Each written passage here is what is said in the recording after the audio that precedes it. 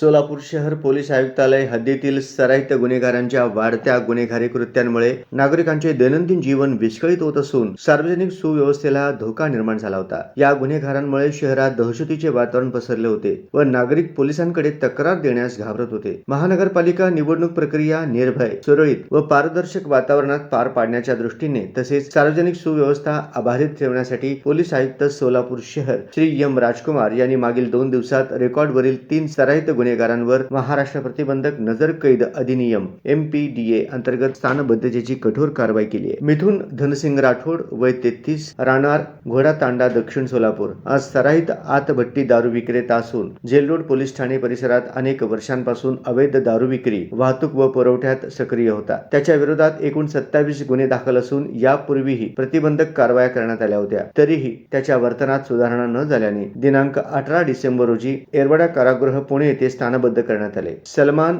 गुंदूभाई पटेल वय 27 राहणार विष्णुनगर भाग 2 मजरेवाडी सोलापूर हा आरोपी जेल रोड व MIDC परिसरात जीवघेण्या शस्त्रांसह फिरून खुनाचा प्रयत्न, खंडणी, जबरी चोरी, विनयभंग, दहशत निर्माण करणे आदी गंभीर गुन्ह्यात सहभागी होता। त्याच्यावर 10 गंभीर गुन्हे दाखल असून दिनांक 19 डिसेंबर 2025 रोजी येरवडा कारागृहात स्थानबद्ध करण्यात आले। अदफ अली उर्फ टिपू मुन्नान उर्फ मुनाफ बागवान वय 33 राहणार शुक्रवार पेठ सोलापूर फौजदार चावडी पोलीस ठाणे हद्दीत शस्त्रसज्ज टोळी जमवून दहशत निर्माण करणे, खुनाचा प्रयत्न, खंडणी, तडीपार आदेशाचा भंग अशा गंभीर स्वरूपाचे 7 गुन्हे दाखल आहेत। यापूर्वीही MPDA अंतर्गत कारवाई झाली होती। दिनांक 19 डिसेंबर 2025 रोजी येरवडा कारागृह पुणे येथे स्थानबद्ध करण्यात आले। ही कारवाई पोलीस आयुक्त एम राजकुमार यांच्या मार्गदर्शनाखाली पोलीस उपायुक्त, सहाय्यक पोलीस आयुक्त, विविध पोलीस ठाण्यांचे वरिष्ठ निरीक्षक तसेच MPDA पथकातील अधिकाऱ्यांनी संयुक्तपणे यशस्वीपणे पार पाडली। माननीय एम राजकुमार यांनी पोलीस आयुक्त पदाचा कार्यभार स्वीकारल्यानंतर आतापर्यंत एकूण 30 सराईत गुन्हेगारांवर